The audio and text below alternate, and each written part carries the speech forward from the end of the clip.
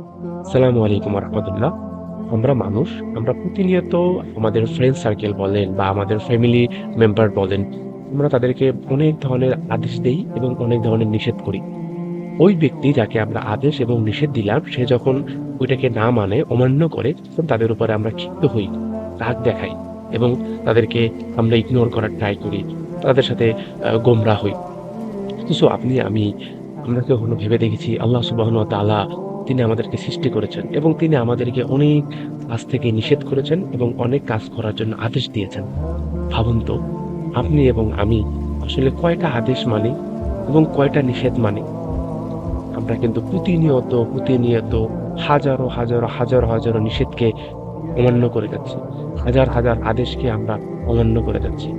অথচ আল্লাহ রাব্বুল আলামিন কি আমাদের উপর কখনো ক্ষিপ্ত হয়েছেন? কিন্তু কখনো আমাদের উপর ক্ষিপ্ত হননি। বরং আল্লাহ সুবহানাহু ওয়া তাআলা আমাদেরকে বারবার সুযোগ করে দিচ্ছেন যে, "হে বান্দা, তুমি খারাপ কাজ করেছো, আমার কাছে তওবা করো, আমার কাছে মাফ চাও।" অথচ আমরা কখনো সন্তুষ্ট চিত্তে বা সন্তুষ্ট মনে আল্লাহ সুবহানাহু ওয়া তাআলার কাছে কখনো বলি না যে, "হে আল্লাহ, আমি তো গুনাহগার। আমি তো গুনার সাগরে ডুবে আছি। আমাকে তুমি উদ্ধার করো এখান থেকে।" আপনি যদি এভাবে আল্লাহকে বলতে পারেন, দেখবেন আল্লাহ আপনার জন্য সব মাফ করে দিবেন। আল্লাহ তো আমাদের মতন না। আমাদের মতো এরকম না। অতএব আমাদের একটা বিষয় মাথায় রাখতে হবে। আমরা হাজারো গুনাহ করেছি। হাজারো গুনার সাগরে হচ্ছে ডুবে গিয়েছি।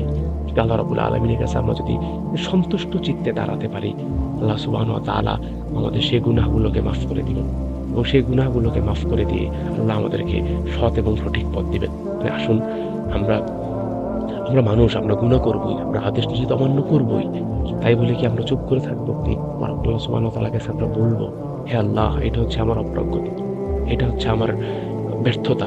তুমি আমার ব্যর্থতাকে ঘুচিয়ে দাও এবং আমাকে সৎ এবং সরল সঠিক পথ দেখাও।" আসসালামু আলাইকুম ওয়া রাহমাতুল্লাহ।